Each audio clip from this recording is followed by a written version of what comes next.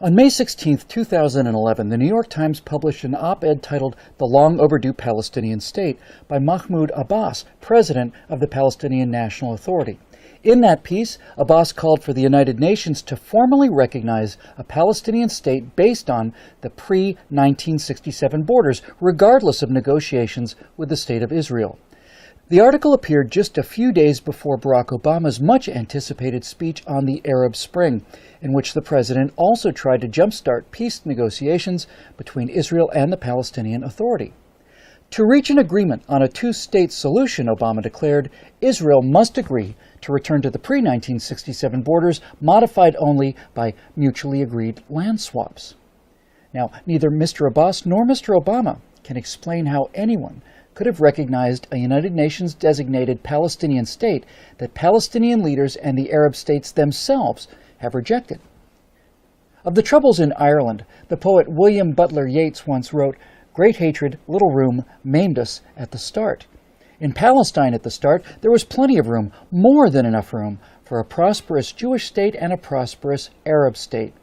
After World War I ended, with the dismantling of the Ottoman Empire, the League of Nations established the Mandate for Palestine, including all of the land that is now Israel, the West Bank, and the Gaza Strip, plus the entire territory east of the Jordan River, now called the Kingdom of Jordan.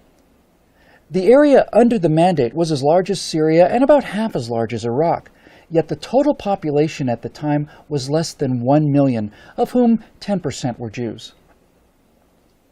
It was in that vast, underdeveloped, and underpopulated territory that the British had promised in the language of the 1917 Balfour Declaration to support the establishment in Palestine of a national home for the Jewish people. The declaration also promised that nothing shall be done which may prejudice the civil and religious rights of existing non-Jewish communities in Palestine. Open Jewish immigration to the Holy Land was encouraged, as was freedom of speech, religion, and assembly for the Arabs of Palestine, rights they had sorely lacked under Turkish rule. Mired for more than 2 centuries in backwardness and grinding poverty, Palestinians were never recognized by the Ottoman Empire as possessing any distinctive national identity. The Palestinians quickly took advantage of their new freedom to speak bluntly, demanding a stop to the Jewish immigration which had just begun. Said one Arab representative during the Paris Peace Conference, "We will push the Zionists into the sea, or they will send us back into the desert." Aref Pasha Dajani, a Palestinian leader from Jerusalem, warned that it is impossible to live with the Jews. In all the countries where they are at present, they are not wanted because they always arrive to suck the blood of everybody. If the League of Nations will not listen to the appeal of the Arabs, this country will become a river of blood. Well, as promised, blood did flow when the Palestinian demand to end Jewish immigration was not granted. Jerusalem was the first flashpoint for regular Arab attacks on Jewish communities in April 1920. Palestinians from nearby towns poured into the old city. The Muslim mayor of Jerusalem and other notables worked up the crowd to launch a jihad against the Jews. "If we don't use force against the Zionists and against the Jews, we will never be rid of them," urged newspaper editor Arif al-Arif. The crowd shouted back, "We will drink the blood of the Jews." Shouting Islamic slogans like "Muhammad's religion was born with the sword," thousands surged through the Jewish quarter and into West Jerusalem. The mobs vented their rage against any Jew they could find, burning and looting homes and stores, and even attacking British and Arab policemen. After several days of rioting, the final toll was 6 Jews dead, hundreds beaten, and widespread destruction of property.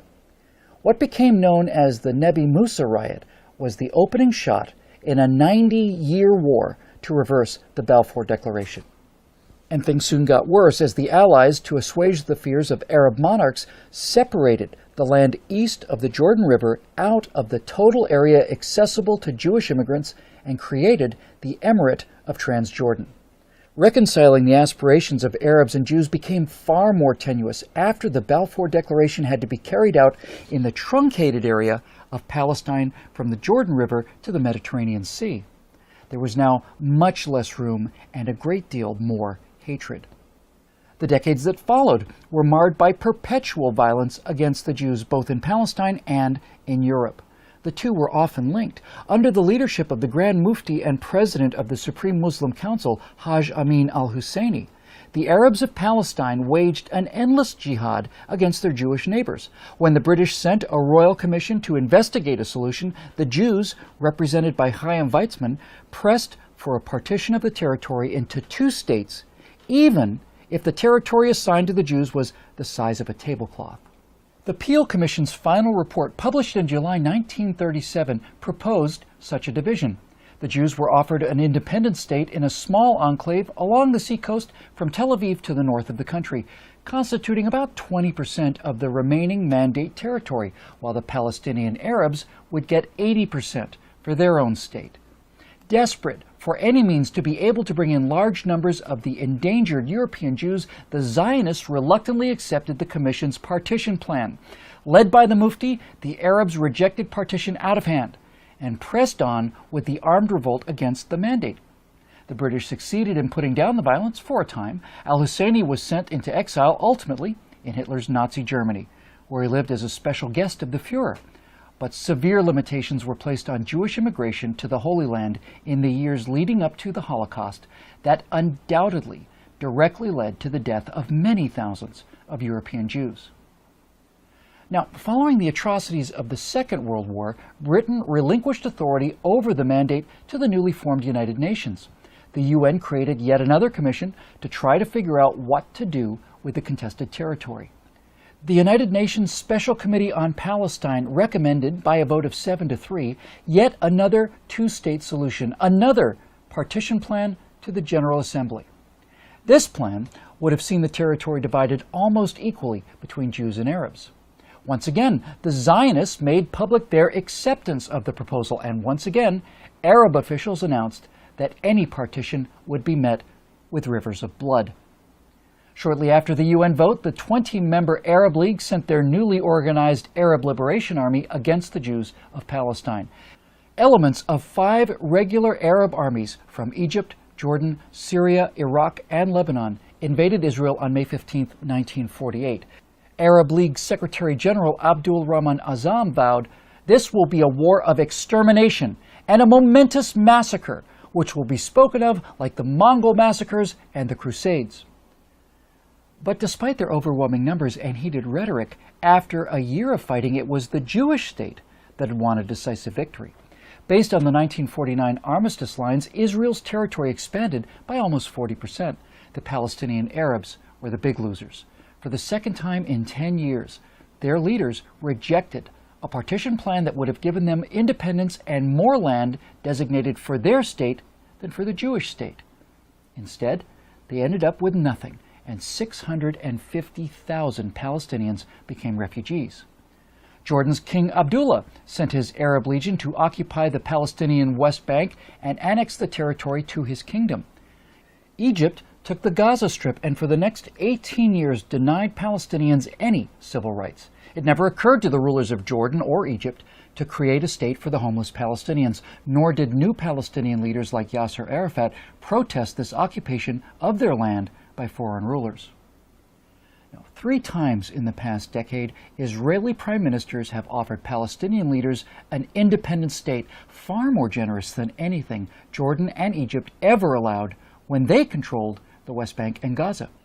At Camp David in 2000, Israeli Prime Minister Ehud Barak agreed to the border suggested by President Clinton that would have established a West Bank Gaza Palestinian state with some territorial adjustments and with the Palestinians getting East Jerusalem as their capital.